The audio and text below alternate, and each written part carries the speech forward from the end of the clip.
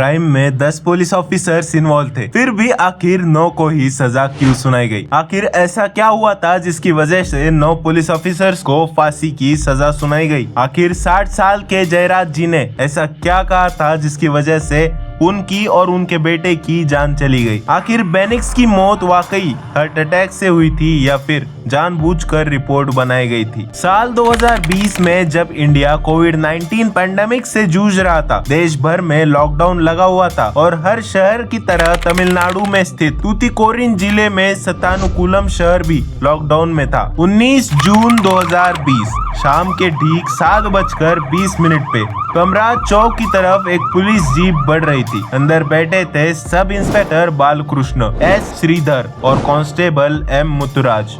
जैसे ही गाड़ी चौक के करीब पहुंचती है, अचानक सब इंस्पेक्टर एस श्रीधर की नजर खुली हुई शॉप पर पड़ती है जिसका नाम था एपीजे मोबाइल सिटी, जिसे 60 साल के पी जयराज चला रहे थे। श्रीधर और बालाकृष्ण जीप से उतरकर जयराज जी को दुकान बंद करने के लिए कहते हैं, पर इसी बात पर उनमें बहस हो जाती है। नेक्स्ट डे यानी 20 जून को फिर बालाकृष्ण और कांस्टेबल एम मुतुराज दुकान पर आके जयराज को उठा के ले जाते हैं। जैसे ही ये बात बेनिक्स यानी जयराज के बेटे को समझ आती है, वो तुरंत अपने एक दोस्त के साथ अपने पिता को छुड़ाने के लिए पहुंचता है। पुलिस इंस्पेक्टर बालाकृष्ण से रिक्वेस्ट करने पर बेनिक्स की बात ना सुनते हुए श्रीधर बेनिक्स को भी कस्टडी में ले लेता है। बेनिक्स का दोस्त ये सारी बातें वापस घर जाकर बेनिक्स की बहन जे पर्सिस को बताता है। असल में पुलिस इंस्पेक्टर एस श्रीधर और बालाकृष्ण का इतना गुस्सा बस दुकान खुली रखने से नहीं हुआ था, बल्कि 19 तारीख की बहस इस सब का कारण थी। बेनिक्स को कस्टडी में लेने का कुछ समय बाद रघु गणेश इंस्पेक्टर बाप बेटे को कपड़े उतारने को कहता है। बात ना मानने पर एस श्रीधर बाकी 9 पुलिस ऑफिसर्स को इन्हें बुरी तरह डंडे से पीटने का ऑर्डर देता है। बिना कुछ सोचे ये सभी 10 पुलिस ऑफिसर्स बुरी तरह से बेनिक्स और जयराज को पीटने लगते हैं। यही नहीं, उन्हें सेक्सुअली असॉल्ट करते हैं, हर एक बॉडी पार्ट को टारगेट करके मारते हैं। बेनिक्स और जयराज के बॉडी से पूरा खून निकलने लगता है। जेल में पूरी फर्श पर खून फैलता है। जे पर्सिस यानी बेनिक्स की बहन पूरी रात अपने भाई और पापा से मिलने का ट्राई करती है। पूरी रात ये अपने आंखों से देखती है। उसे पता था उसके भाई और पापा के साथ गलत हो रहा है।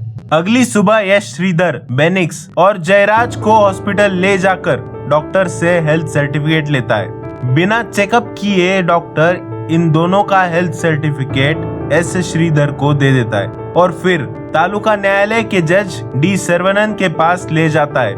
सर्वनन अपने बालकनी से बस हाथ हिलाते हुए इशारा देते हैं। फिर रात को वहां से करीब 100 किलोमीटर दूर कोविलपट्टी जेल में बेनिक्स और उनके पिता को ले जाया जाता है। पूरी रात इतनी ब्रूटली पीटने के बाद बाप बेटे काफी दर्द से तड़प रहे थे। फिर भी कोई ट्रीटमेंट नहीं दी गई, कोई एग्जामिनेशन भी नहीं कराया गया। इन्हें सेल में डाल दिया गया। कोविलपट्टी जेल में नाइट ड्यूटी पर रेवती जी थी। इन्होंने आखिर में गवाही देकर इन सभी इंस्पेक्टर्स को फांसी के फंदे तक पहुंचाया है। 22 तारीख लगभग 8:30 बजे बेनिक्स को हार्ट अटैक आता है और हॉस्पिटल ले जाने से पहले ही उसकी डेथ हो जाती है। इधर सेल में अपने बेटे के बारे में सोचकर जयराज की हालत खराब होती है और 23 जून सुबह 6 बजे जयराज की भी जान चली जाती है।